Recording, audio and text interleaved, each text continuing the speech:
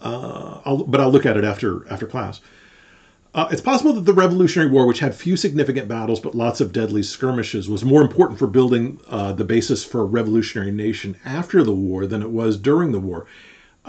So these battles, they're like 2,500 people on each side in some of the biggest ones. So that's like 1/10 of Sanford Stadium, right, involved in a battle. Yeah, basically started on the Thursday after the exam. Effectively, this war runs from 1775, which is Lexington and Concord. Yep. It's the first U.S. war, I guess, and the longest one in American history until the war in Vietnam.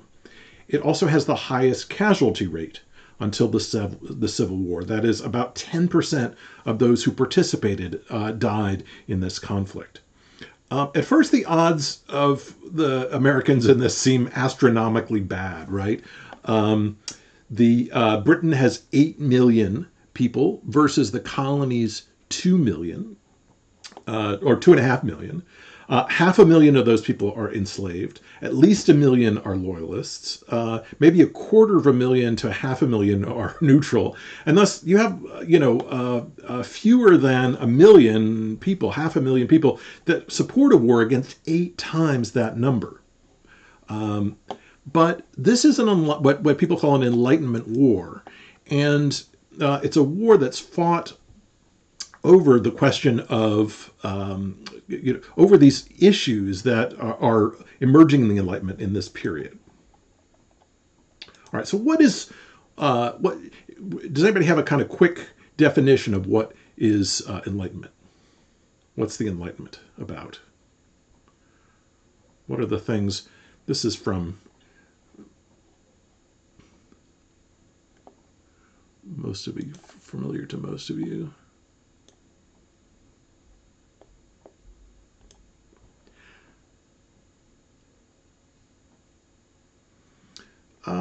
Something about science, right? Land, liberty. Okay.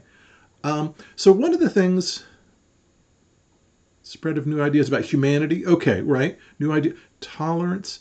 Not, yeah, to a certain extent, humans control their own destiny. Montesquieu. Okay, good.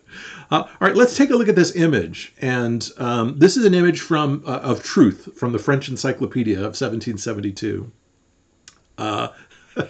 So what's going on in this image? What's represented? This is truth for this document. The Enlightenment Encyclopedia is probably the most kind of famous example of the Enlightenment. So what's going on in this image? Let's zoom in a little bit.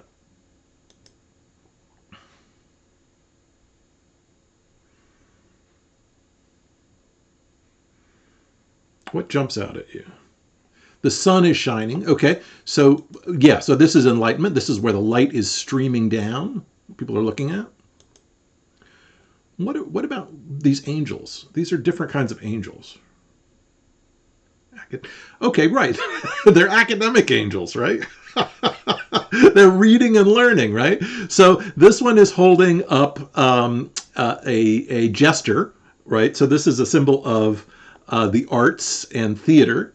Another one is holding a what is that called? Not a lute, not a zither, yeah. So there is a little bell jar there, which I think represents biology. Harp. So today, you've got a ruler there, a protractor. Yeah. Okay. Stacked up bodies. So this is over here. You see someone holding the gosh, this is Cheops. So this is ancient Egypt. This is so what it's in general it's the idea of reason over. Yeah, so somebody's got geometry here. Another person's got literature. And so this idea of the Enlightenment is that reason is the route to true religion.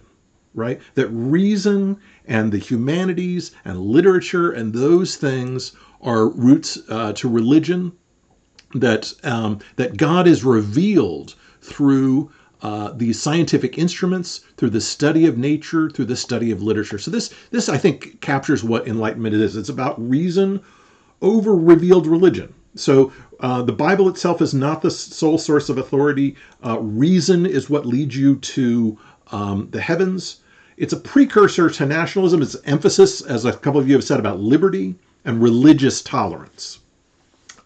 It's not egalitarian, especially. It's not about necessarily about equal rights.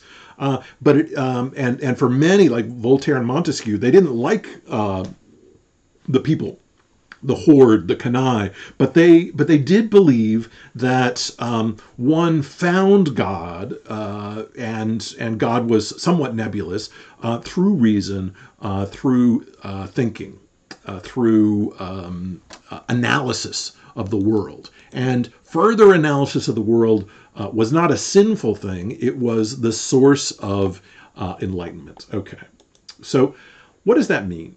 In the context of the revolution, it means a sort of, in some ways, a kind of distance from religion, a sort of tolerance, an emphasis on reason, and Enlightenment is going to lead us to nationalism. Interestingly, it's going to lead us to a kind of idea of nation, of a kind of nation of people, and I want to suggest how this war and this different kind of war helps to create a kind of national identity.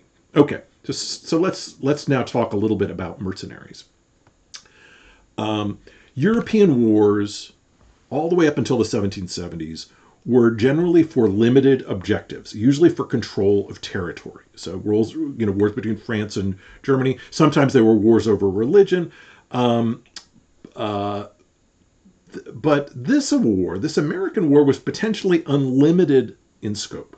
Both the Revolutionary Army and the British Army were battling for the hearts and minds of colonial people. And it's that hearts and minds, I think, that make this a sort of Enlightenment war. Right. So national identity was not especially strong in this period. And in fact, the people who are fighting wars are often mercenaries of one sort or another. So France and Germany and its wars are bringing in Dutch mercenaries. Swiss mercenaries are the most commonly used mercenaries in the 18th century. And this, on the other hand, is a kind of people's war. In most European wars, the fighting was officered by professionally trained, usually highly educated officers. Most British troops were a mix in this war. Some were hired mercenaries from Scotland and Germany. That's who Britain brought to fight against the United States. Others were rounded up from gin mills and jails for army service. The American Revolutionary Army and its militia were different. So on the U.S. side, or on the American side, the side of the Americans against the British, there were two kinds of soldiers. There were the American Revolutionary Army, which was officered by Washington, and each of the colonies had a militia. And the militia was much larger than the Revolutionary Army. The militia had much more common people, both middle class and working class, mostly young men, but not professional soldiers. And this is an image in 1830, which suggests what people thought of the militia. Oops.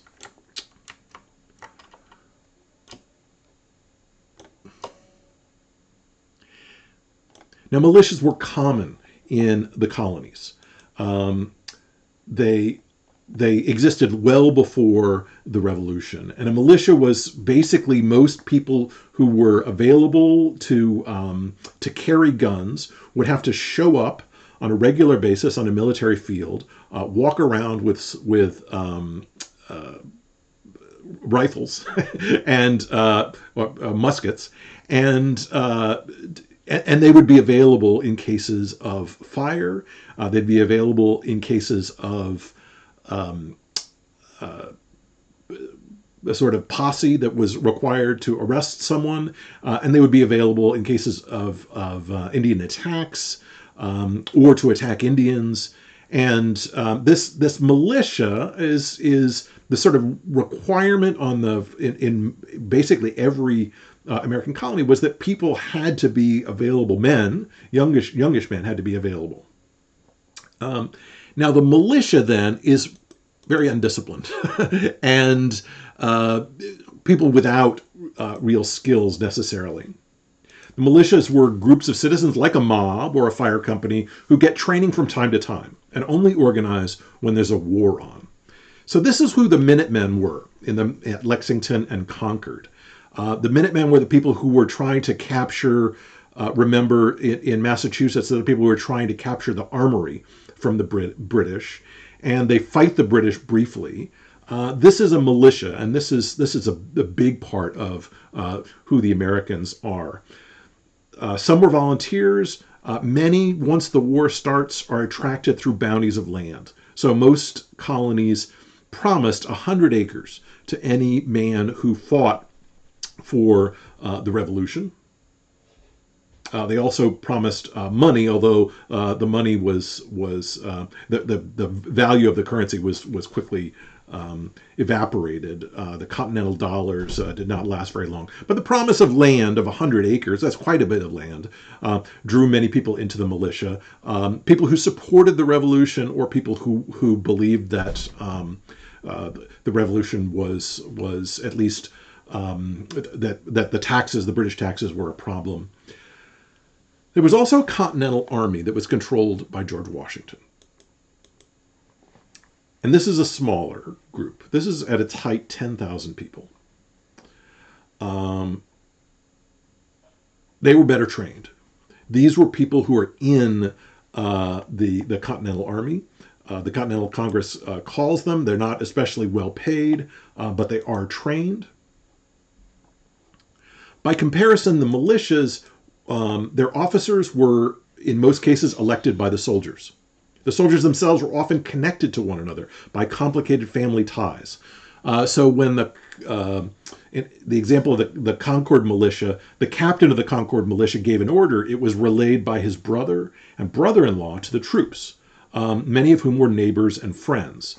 They were also drawn from a wide spectrum. Men in their 60s would be organized into companies that would be responsible for support duties. Now, if the immediate ties to their comrades were intimate, as the war progressed, they became acquainted with people much farther away. As this army, both the militias and the Continental Army, are moving from place to place. And it's the odd combination of closeness and separation may have made men from quite different regions feel quite brotherly towards one another as the war progressed. The war helped them extend their local connections to others outside their community. So the Revolutionary Army is a combination of the Continental Army, which is 10,000, and the militias, which is considerably more than that, but difficult. I wouldn't hazard a guess. I'd say it's at least 3 times the size of the Continental Army. So at least 30,000. Yeah.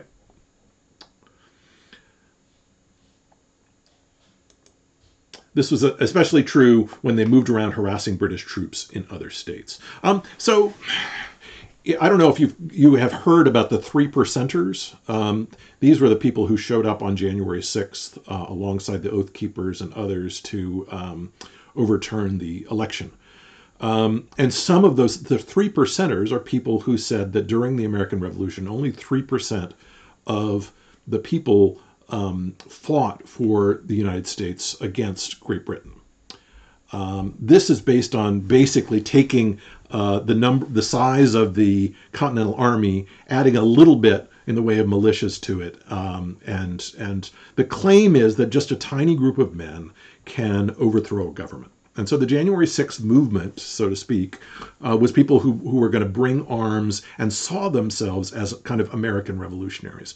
So we need to sort of recognize that there are a lot of political ideas that are baked into this, the militias and our understanding of the revolution. I'd suggest the three percenters are basically wrong. It's not 3% of citizens that fight in this war. It's more like 10% if we count all of the militias and others that participate. And if we look at men between the ages of 18 and 26, it's even more than 10%.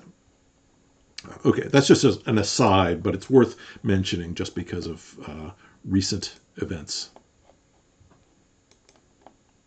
The difficulty with a people's army like this is that many of the men who fought were untrained. Some of them might be able to shoot straight, but knowing how and when to fall back, recognizing the sound of the drummer that tells you to advance or to fall back, how to flank, right, to move to the left or to the right of an opposing army to get behind them, how to double time, which is to move twice as fast, how to bayonet. All these things are take training. You need to be ready for them. You need to know how to follow orders, and following orders makes a lot of sense in an army.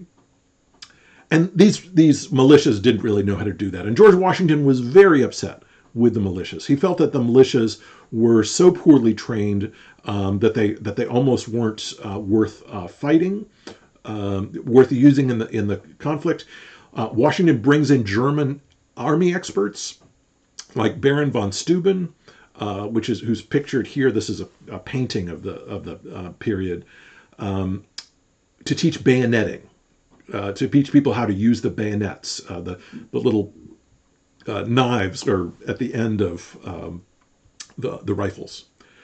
Some militiamen, but it's fairly thinly applied training, and the training that people have in this fighting is relatively minimal. Some militiamen, like the North Carolina militia, for example, would fight one battle, and when they won, they would return home, thinking that the war was over. So the militia is a sort of complicated problem. That said, the militia could be quite a surprise to the generally well-trained British army. It helped that a tiny number. Sorry, let me go back a second. So the British army, these redcoats, were professionally trained. They tried to battle in formation, and the formations were supposed to line up at 50 yards from the enemy and fire into the ranks of others. From the Indians, the militias learned to pick up tactics like hiding behind trees and bushes, firing when they had the opportunity rather than firing all at the same time, picking out the officers on the other side and shooting them. In Philadelphia, in particular, there were gunsmiths that made new kinds of rifles, the long rifles of the 1770s, that were very powerful and very accurate. It helped that a tiny number of American sharpshooters used these long rifles that had been designed by Pennsylvania artisans to shoot over 100 yards. The Pennsylvania muskets had grooves down the bore of the gun, and their range was close to 100 yards or more.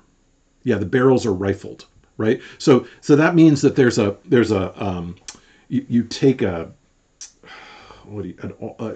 the inside is there's a kind of line that's scratched into the side of the rifle, into the side of the barrel, and that forces the bullet to spin as it leaves. And when it spins as it leaves, it goes more straight. They're made in Philadelphia primarily. They're important because, remember I said that soldiers fired from 50 yards away, right? The soldiers would wait until they got to 50 yards away, so it's basically half a football field, and then fire. Sharpshooters could shoot over 100 yards. That meant that they could kill officers who were standing behind their troops. So this happened in a number of important battles in which the British lined up to shoot, and a couple of sharpshooters immediately took out the officers, which was as you can imagine, pretty terrifying to the soldiers nearby. So they do have a couple of advantages. The American soldiers, one of them being the long rifles, one of them being this sort of what were called at the time Indian tactics, not firing all at the same time, of hiding behind trees and things like that.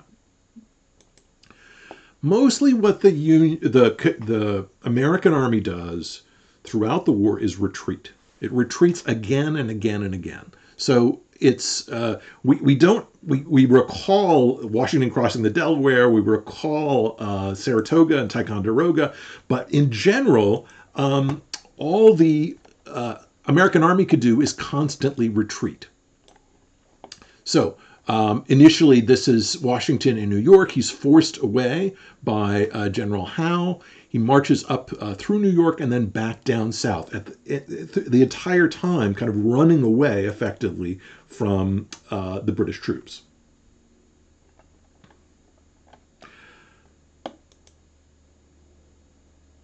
American troops were tactically innovative, but strategically a nightmare, right? So tactics is the sort of battle by battle orders, how you line people up, which hill you try to take, and things like that. Strategy is the larger term, the whole battle itself. What's the long-term objective? How are you going to win? Strategically, the American army is much more difficult. Tactically, they had some advantages. Right. So they're trying to run and regroup to lengthen the British supply lines, to make the British follow them. One other thing I should say that the Americans had is spies. One of the secrets to Washington's success was that he had a tremendous network of spies. Shortly after the Second Continental Congress was formed, they spent a great deal of money on spies and bribes for lower-level British officers who would send regular reports of movements of their troops to the Continental Congress, to Washington directly. Okay. So after the war, George Washington wrote that not having a real army dragged on the war unnecessarily. He said he wouldn't have had to retreat from New York in 1776. He wouldn't have had to surrender Philadelphia if he had had an army. And what he felt he had instead was a small army and a bunch of militias who were not especially reliable fighters.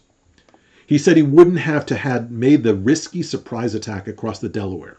So this is the Union Army basically running away from the British to Newark, and then across the Delaware here, and then at night, in the sort of famous painting, Washington crosses the Delaware back over the Delaware at night in December of 1776, gets behind the Hessian troops, the troops from Germany who have been brought in by the British to fight, and forces them to surrender. So that's the one victory, one of the few victories that the Americans have in these battles, is this sort of secret night attack on the Hessians.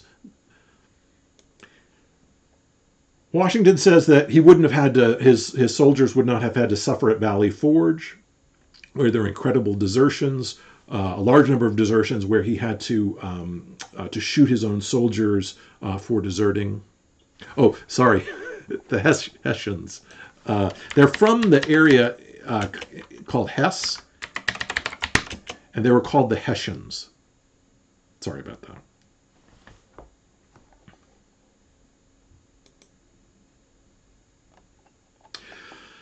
Ironically, though, I think the fact that the war lasted so long and required so many retreats actually helped fix many of the regional tensions that existed between Americans, and helped make Americans more nationalistic.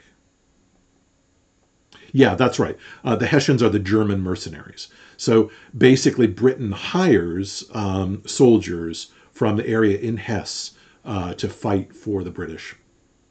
And they were called the Hessians. So what Washington does is make a virtue of a necessity. He takes a necessity, which is that he has to constantly retreat, and makes it into a virtue.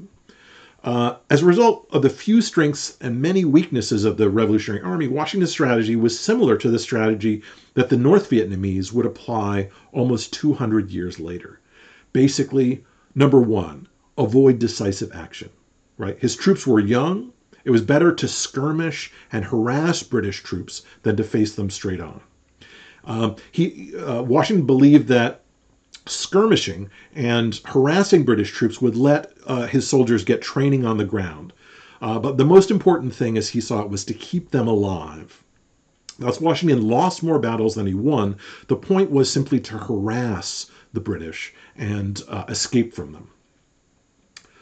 The other advantage that, and this was also what the North Vietnamese did as well, there weren't pitched battles between North Vietnamese and South Vietnamese in the Vietnam War. There were these harassment campaigns, basically. The second thing that Washington did that was very much like the North Vietnamese was to stay in the country. Alexander Hamilton, who was Washington's aide, said that there was no hope for the American army if it defended cities. Let the British take the cities, he said. This will make people angry with the British. Hamilton said that the militia could not afford victory. Victory was a bad thing, because if they had victory, they took a town, say Philadelphia or Boston or something like that, then they would have to keep it. If they try to hold on to a city, they would quickly be overwhelmed. And so instead, they had to just constantly harass and hide from the British army. Now, British generals attempted to win the war the way they won wars in Europe, and that was to occupy posts and cities. I have, just recently, actually. I didn't see it when it came out. They occupy posts and cities. They don't push battles and wait for the Revolutionary Army to fall apart. They occupied posts and cities, and they didn't push battles. They waited for the Revolutionary Army to fall apart, which it didn't. I mean, that to Washington's credit, he was able to keep these people together, even though they weren't regularly fighting all the time. The idea of wandering around the countryside chasing after soldiers was entirely foreign to the British army, and this was a great help to Washington and his men, because they weren't, while they would be, while the British army would try to chase them, they had the advantage of being able to constantly retreat. Each trooper in the British army was rated with 60 pounds of supplies. What they failed to recognize, or the British failed to recognize, was that American cities weren't capitals in the European sense. Capitals in the European sense, capital in Europe, a city in Europe, was a place where food was gathered, right? And so if you occupied a city, the countryside would be in trouble. But in the American colonies, there's a tremendous bounty on the American soil, and people don't need the cities for the redistribution of food. The cities are so small. Right. Exactly. Right. That's a good analogy for what the much of what this battling from 1776 to 1783 is about. It's climbing trees, hiding, blowing raspberries, that sort of thing. The one exception to this is the conflict over. Sorry. So this is when the British capture Philadelphia, and they basically can move more or less unhindered along the water and capture Philadelphia. Washington and his men are forced to evade the British troops, and they hide out in Valley Forge over that winter, where many people die of the cold and starvation. Or not exactly starvation, but privation, right? That they're not.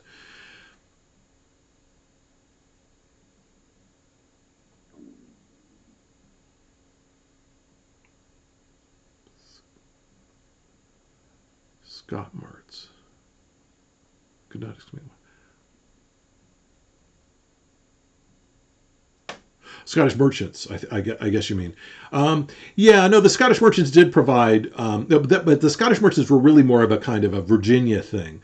There weren't a whole lot of Scottish merchants in the other colonies. Basically, there are just lots of small towns, and there's the people's dependence on cities was relatively small, and so while the British could occupy the city, occupying the city didn't necessarily hurt people in the rural countryside. All right.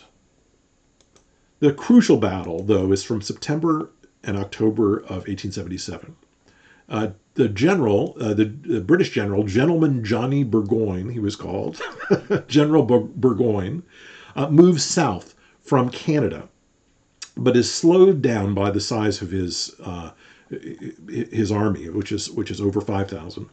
He's being harried along the way by American troops, as I suggested. So he can't face them directly, and his plan is to move from Montreal down across Lake Champlain to capture the Hudson River. And the plan is to capture the Hudson River, which is going to separate New England on the right from New York on the left. So the west is New York, east is New England, and his hope is to separate New England from New York. The Revolutionary Army, though, slowly surrounds General Burgoyne when he gets to Saratoga. Burgoyne had hoped or had planned on being supported when he got to Albany by other troops, but his commanding officer didn't do an especially good job of telling the other American troops that they needed to converge on Albany, and so they left and were elsewhere. So Burgoyne had a somewhat shrinking army as he's moving down to try to capture the capital. The capital is not at this point is not Albany but Kingston, New York, and he's trying to capture this capital. He's being harried along the way, and the Revolutionary Army slowly surrounds him at Saratoga. And this is in October of 1777. And once he establishes himself in Saratoga, at the fortress at Ticonderoga, he moves further south. So he's at Fort Ticonderoga. He moves further south, and he gets stuck here. And he discovers that he's surrounded kind of east, west, north, and south by revolutionary troops. In response, the British troops burn New York's capital in Kingston, also called Esopus. And on the 16th of October, 1777, though, completely surrounded, Burgoyne, who was overly confident about his abilities, overly confident about his skills as a general, is forced to surrender. After this, with 5,000 of his men. After this battle, the French joined the Americans, who believed that the Americans now pose a credible threat. And so people have said at the time and afterwards that Burgoyne was the person who lost the United States, who lost America for the British. That Burgoyne, who had sort of overconfidence in his abilities in moving south, got himself in a difficult predicament and was effectively surrounded and forced to surrender with his men.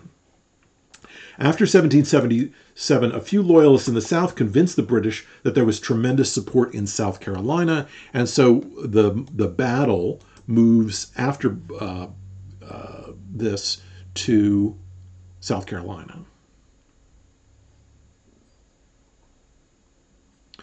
1778 and 1779.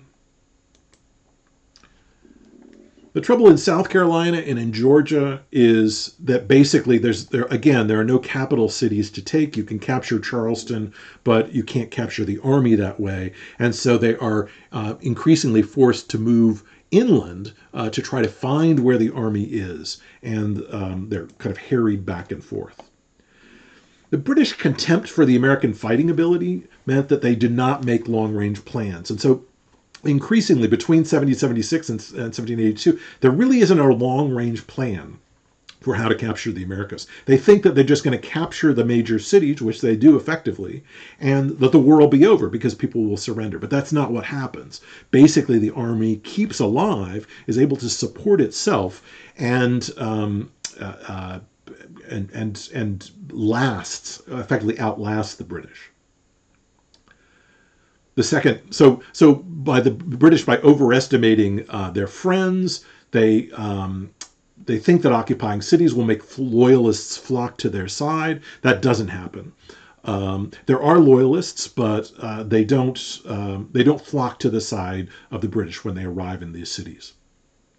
The second critical thing is the French alliance. After 1777, after October of 1777, the French agree, Louis XVI agrees that he will support the American colonists against Britain because he now believes that they're a credible threat to Britain.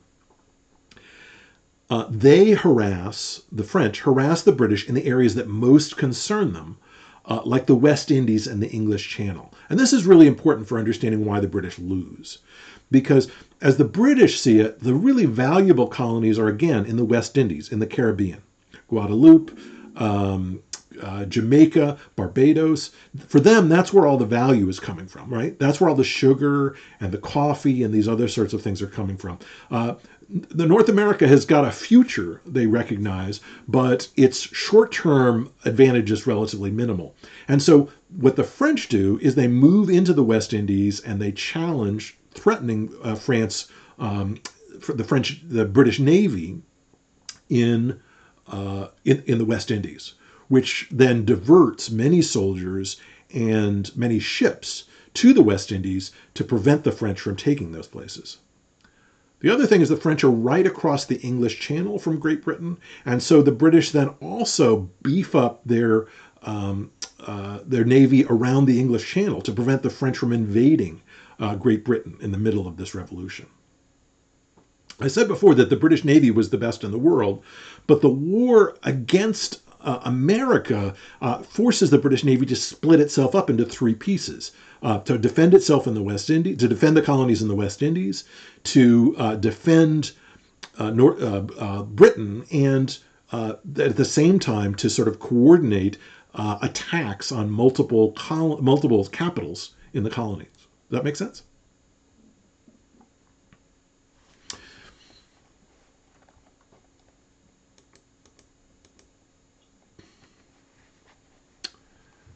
The success for so basically the British Navy is the most powerful in the world, but after Burgoyne is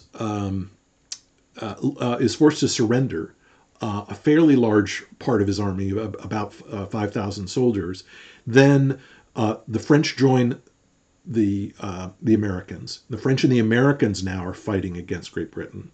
And the French are such a threat because they have a decent-sized navy, and the French threaten the West Indies, and the French threaten Britain itself.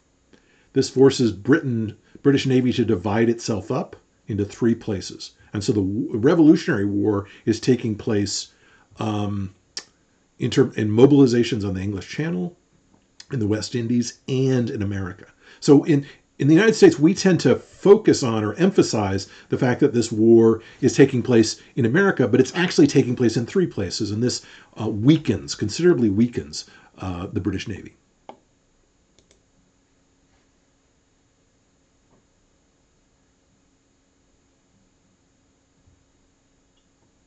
Okay, good, cool.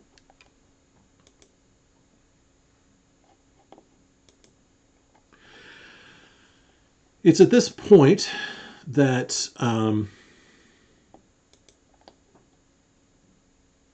it's good.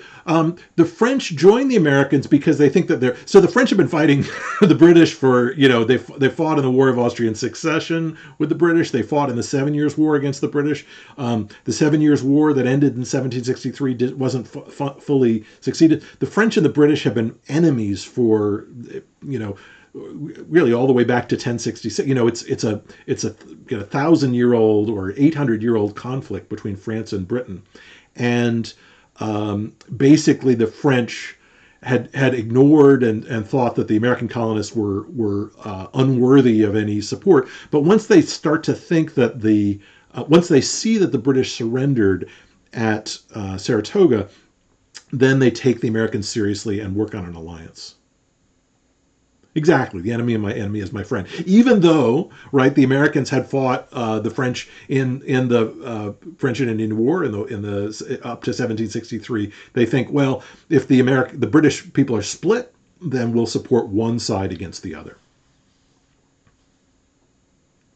So the English army under Lord Cornwallis is involved in these sort of skirmishes in the south, and he retreats to Yorktown, which he thinks is a safe place. He wants to be able to connect with the British forces in New York City, and so Yorktown is relatively exposed, but he thinks that's a good thing. He retreats to Petersburg and then to Yorktown. He wants to maintain seaboard communication with General Clinton in New York. And it's at this point that the French are crucial because they block the resupply by water. And so the British are at Yorktown, and this is the majority of the British force are at Yorktown now. But they've been cut off by the French Navy. Then the main corps of Washington's army marches south and then lays siege to Yorktown. They march south and they move up around and they attack from the northeast. The combination of the American army and the blocking of resupply by the French Navy forces Cornwallis to surrender. And actually, Cornwallis himself doesn't surrender. He says that he's sick on the day that he's supposed to surrender, and he has a subordinate surrender. Exactly, yeah. Cannon fire, but cannon fire from the east, Americans from the west. The Washington very much wants the Americans to be the ones to force Cornwallis to surrender, but the reason that they surrender is really because they're cut off by the French. I mean, you could argue that it's not the army victory; it's really a navy victory because there's no way that Cornwallis can get himself supplied at this point. And so this is the Yorktown battle. And this is the largest sort of massing of troops by the Continental Army, is the siege of Yorktown from September to October of 1781. Okay. So let's look at this from the situation of the British now. So 1781 is the surrender at Yorktown. This is what British national debt looks like. Okay, so the 7 Years' War was a very expensive war for Great Britain, and it taxes the American colonies very heavily with excise taxes to pay for it. There's opposition to that in this period here. And then the war for the United States, or the war for North America, between the U.S. and North America, causes the debt to double, British debt to double. It's so expensive to have these very, very long supply lines going all the way into New York, into Quebec, and these other places, and it's incredibly expensive. What the British are paying for soldiers, the British are paying for officers, they're paying mostly for supplies for soldiers and officers. They're paying for ships, they're commandeering vessels. But fair enough. But that's one of the weaknesses, in a way, of this whole financial revolution. Is the financial revolution is a way of borrowing against the future, right? Which works short term if you're going to do nothing but expand. But this doubling of the debt from 120 million to over 240 million pounds is going to mean generations of taxes that the British are going to have to pay. Right. It brought them up and it broke them down because they kind of overspent on this war, which didn't seem to have any clear objectives. The debt situation had already caused the debt to increase from in the French and Indian War from 80 to 130 million, but then it goes from 130 million to 250 million in the space of the Revolution. The other thing that happened is that Britain had scaled back its navy after the 7 Years' War. So it drastically cut back on its navy once this was over because it felt that the debt was too high.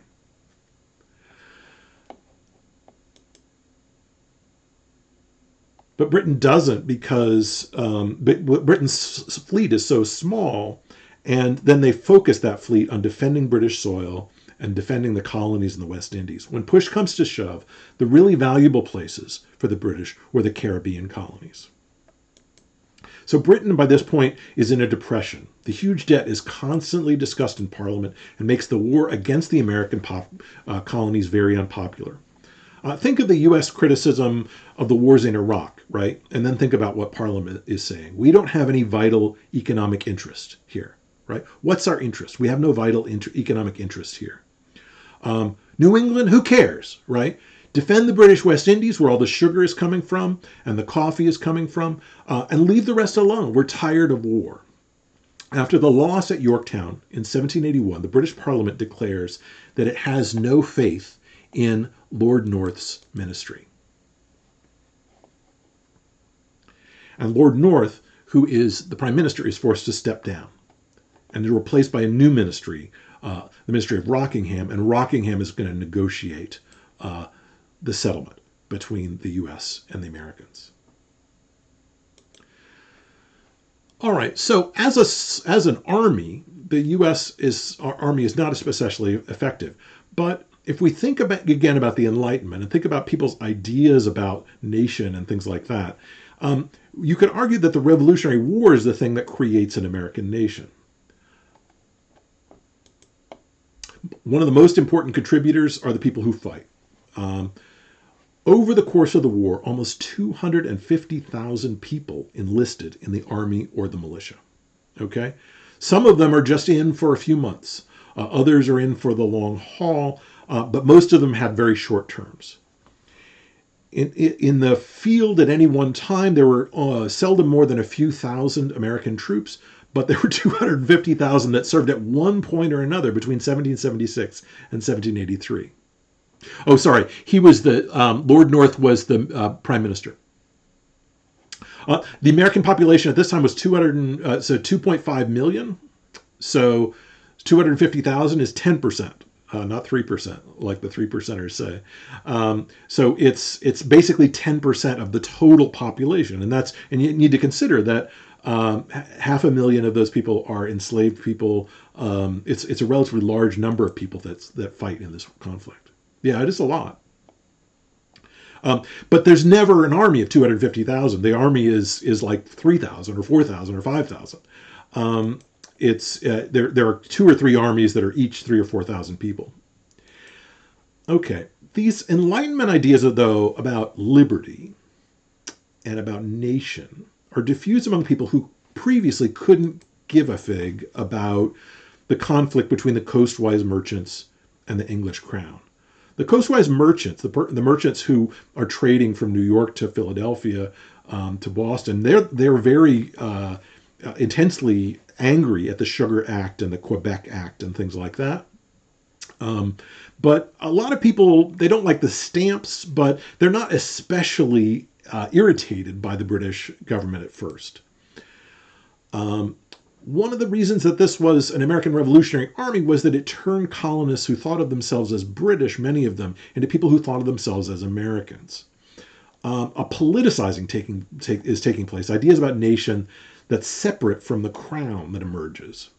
And this is one of the interesting things, or unique things, I suppose, about the American Revolution, is that it's really the first revolution of its kind to argue that a nation doesn't need a king. Right, that the Netherlands was more or less controlled by its merchants, but there was still a king who had kind of nominal authority. He didn't do much. He had almost no power. But the Dutch still think they needed a king to do something, to be there at coronations. The British king is relatively weak. The British monarch, king or queen, is relatively weak in this period, but there's still a monarch. The thing that's sort of distinctive about the American Revolution, in the context of Europe anyways, is that in the American Revolution, under the Declaration of Independence, the claim is that there need not be a king at all, right? That you need a parliament, you need some sort of governing body, but you don't need a unitary monarch. Okay, so one of the things I want to suggest when we think about this army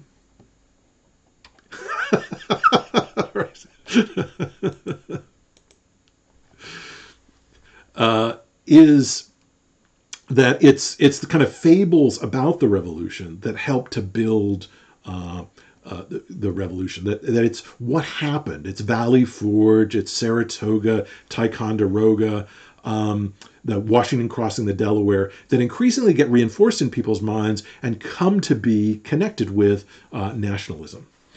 What I'd like to compare is the American Revolutionary War to another war that takes place somewhat later. Yeah, right. That's what the pencils are named after Fort Ticonderoga, which is the place that the British occupied here. Fort Ticonderoga, but the pencils are named after Fort Ticonderoga. Yeah. I'd like to talk about another army, and that's the Communist Army in China in the 1930s. And I want to suggest some similarities. It ultimately breaks down, but some similarities between that conflict and the way in which it kind of builds a nationalism in China. Right, exactly. Okay, so think about Chairman Mao a little bit. He leads a small ragtag army which harasses foreigners, in this case the Japanese. Mao fought initially for the nationalists, and then he escapes being executed around 1927. And in this period, and he also then has to fight the nationalists. He hides out in the Qingkang Mountains, which are, let's see, around here.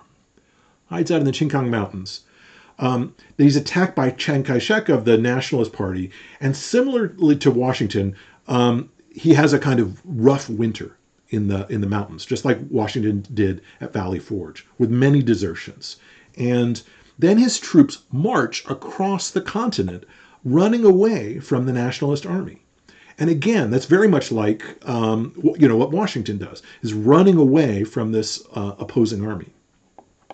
The troops march across the continent and become familiar with the nation as a whole, just as Mao and the communists in 1934 and 35 what was called the Long March, moving to the northwest of China. This is very much like Washington's retreat across western Pennsylvania, the retreat of soldiers back in South Carolina.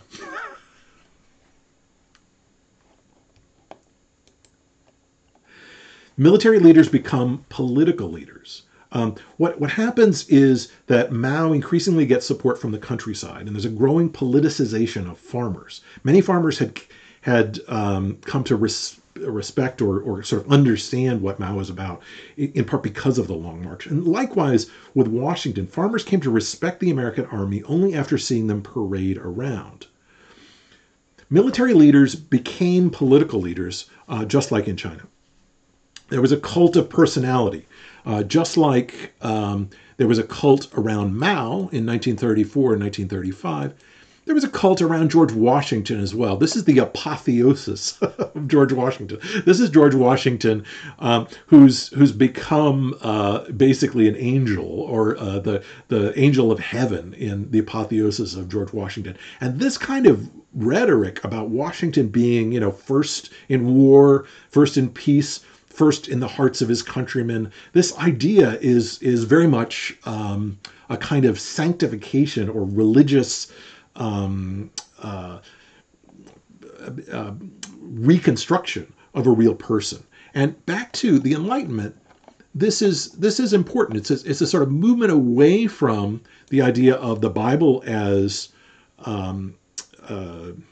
the sole source of inspiration, to the nation being a sort of source of inspiration, and the nation represented by a single person, which is George Washington, and likewise Chairman Mao. It's Parson Weems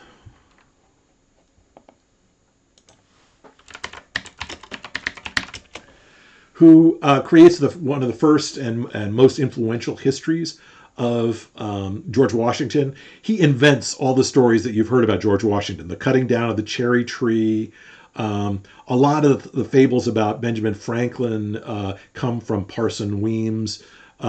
His stories about the swamp fox, General Francis Marion of South Carolina, are also a lot of it's made up. A lot of these stories. There's no evidence that George Washington cut down a cherry tree and then said, "I cannot tell a lie," and I didn't.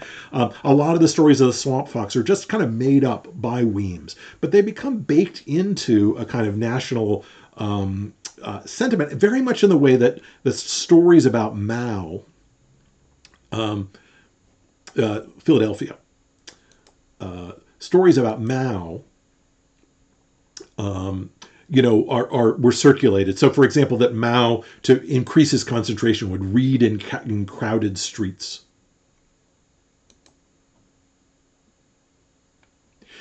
What I'm trying to suggest is that basically, in the case of the Chinese and in the case of the Americans, that what you see is a long march.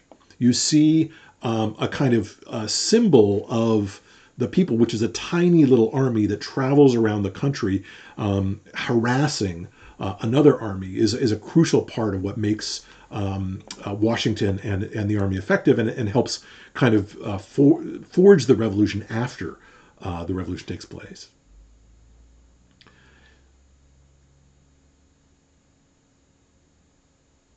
Okay, after the war, politics changes completely, and commitment to the struggle becomes the most important factor. And this is where the story breaks down. Okay, this is where the story breaks down. Though the comparison between the U.S. and China after the war, politics changes completely, and one's commitment to the struggle became most important in both cases. But the Red Army doesn't go away in China. The American Army does. Washington resigns as general, and he establishes that there'll be no standing army after 1783. And so the army in the United States breaks down. This is not true of the Red Army in China. Washington later steps down as president. Mao doesn't hold any elections. So while there are some similarities, it's ultimately a comparison that doesn't hold up very well.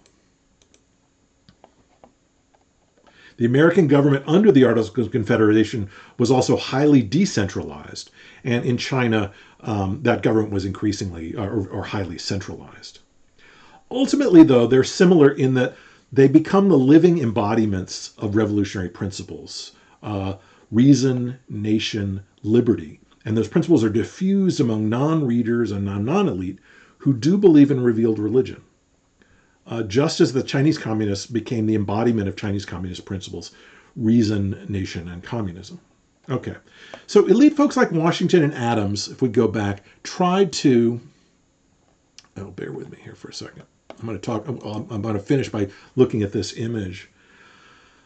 Tried to appeal to folks who were loyal to the crown, but many saw themselves as well-off English people. Increasingly, though, Washington, Adams, and Hamilton appealed to crowds and drew in those crowds, including the initially in the street battles in Boston and Philadelphia, ultimately becoming the militia. The military, the army, the American army is very much like a sort of crowd activity.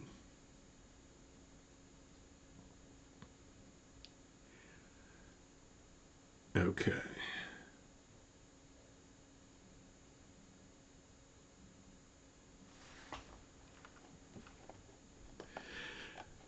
All right, now let's take a look at this image. This is an image from the closet in 1780. So this is before Cornwallis's surrender. And let's take a look first at this image. What's going on here?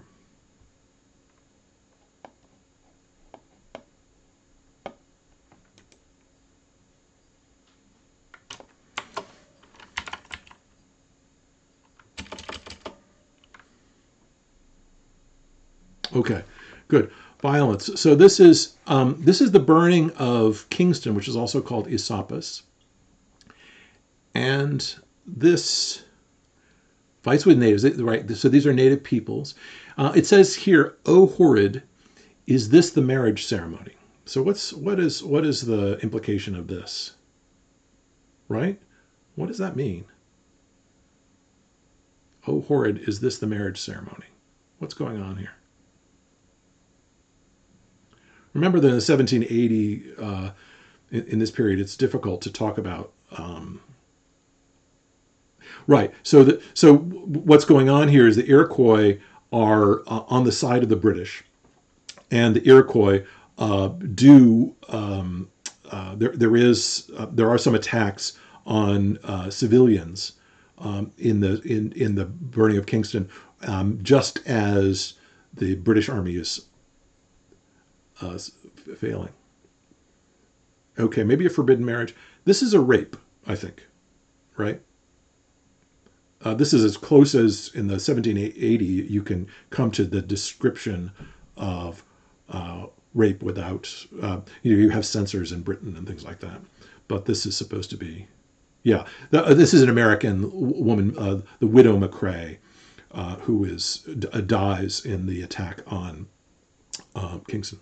Okay, now this is a made up story. This is the Cedars here on the left, which is there a series of battles that took place around Quebec in 1776, and this is supposed to be an American who's tortured by the Iroquois. Okay, so this is a British print. This is printed in London, but it's on the behalf of people who sort of supported the colonists. Yeah, it says, oh, sorry, it says Esopus, right. And that was the town of Kingston, which is now Kingston, New York, which was then the capital of New York.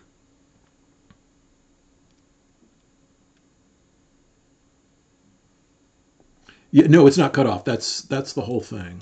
I can move it over slightly, but yeah, that's it. Okay. All right. So one thing to think about, I've talked about in this sort of positive way about the revolution in terms of, or somewhat positive way in terms of the association of the revolution with people, but and the way in which people embrace the Revolutionary Army and feel kinship with the Revolutionary Army because it is a crowd and because it's composed of lots of people who are citizens, but it does lead to some serious. It's going to lead to some serious violence against Native Americans after the war, in part because the British use their Indian allies, the Iroquois. There's going to be tremendous violence after the war, and we'll talk about that next time.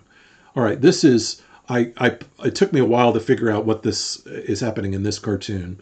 No one has ever interpreted this cartoon before. This is you guys and I are the first ones to interpret this cartoon in probably 130 years or so, as far as I can tell.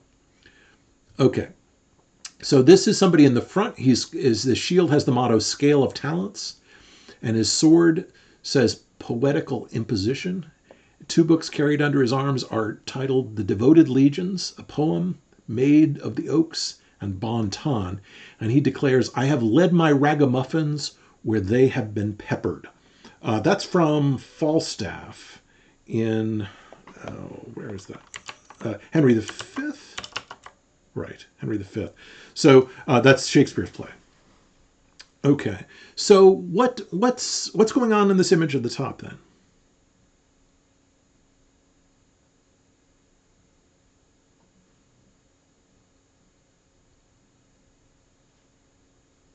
Who is that likely to be? Marching. Okay. So that person there, the British, right? Right. You can see the hats, right? So they've got the tricolored hats. It's not the militia. It's actually the British Army. And this is Gentleman Johnny Burgoyne. This is John Burgoyne, who is the general who was forced to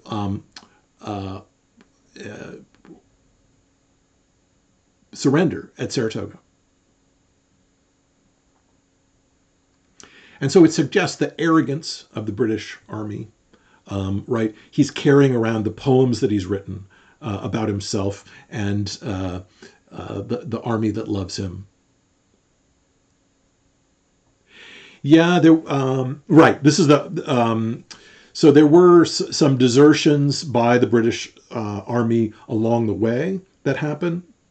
Yeah, no, that's and that's mentioned in the textbook, right? Is that Burgoyne's troops are deserting along the way, and this is supposed to be the Americans up at the top here.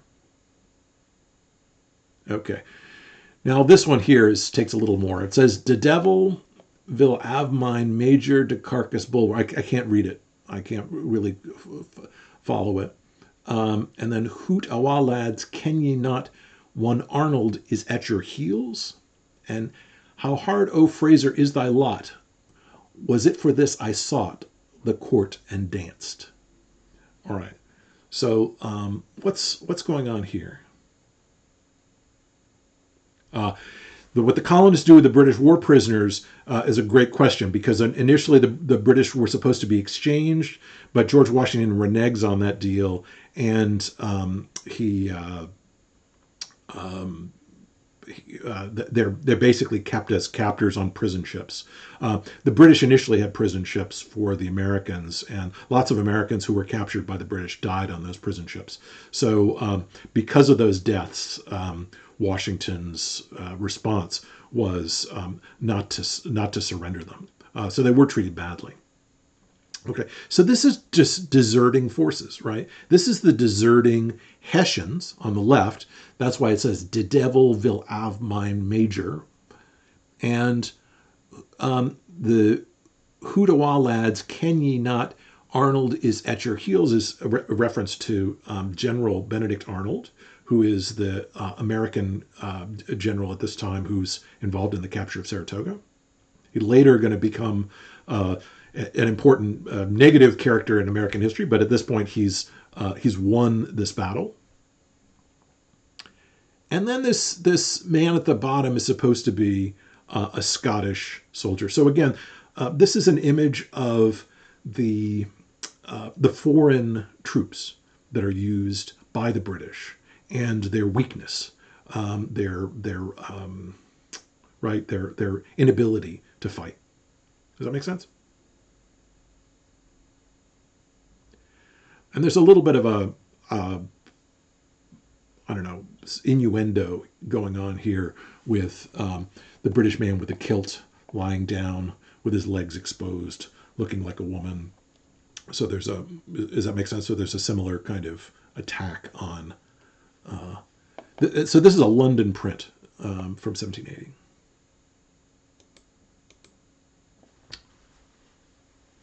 All right. This is also be bloody, bold, and resolute. Be firm, fear nothing. I think that's supposed to be the Prime Minister. Zic volo, I am firm, hem, who's afraid, a.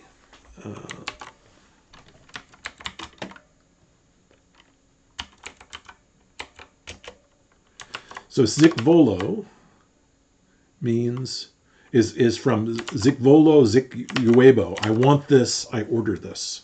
It's an old Latin expression. And so that is King George III, right? Who is arrogant, and while the devil is speaking into the ear of the Prime Minister, it's persuading George III to continue to fight. One has it says a title. The third holds a code of laws for America and exclaims, "Kill them, or they will kill you." The fourth is instructions to Generals Howe, Burgoyne, and etc. It says, "Though nature's Germans tumble altogether, even till destruction sicken." What's that? Though nature's Germans tumble altogether, even till destruction sicken. That's also Shakespeare. That's Hamlet. And that's what Hamlet says when he basically threatens his whole kingdom. He wants to know the answer. And again, the kingdom is threatened.